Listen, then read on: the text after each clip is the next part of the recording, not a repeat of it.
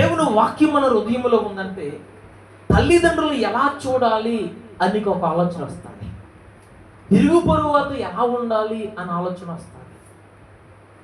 తల్లిదండ్రులు సన్మానించే వారికి ఏమిస్తాడు దేవుడు? దీర్ఘాయుష్ని ఇస్తాడు. తల్లిదండ్రులను సన్మానిస్తే దీర్ఘాయుష్ని ఇస్తాడు. తల్లిదండ్రులు ద్వేషిస్తే ఏం చేస్తారు తెలుసా? ఆయుష్ తగ్గిపోతుందంట, మధ్యలోనే చనిపోతారు.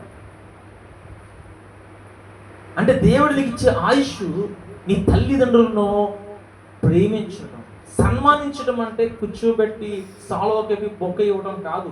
వాళ్ళ అవసరతలు తీర్చటం, వాళ్ళకి ఏది అవసరమో అది ఇవ్వటమే సన్మానించటం. దేవునికి స్తోత్రం. అందుకనే నీ తల్లిదండ్రులను సన్మానించము. ముదుము వచ్చినప్పుడు తల్లిని నిర్లక్ష్యము చేయకము.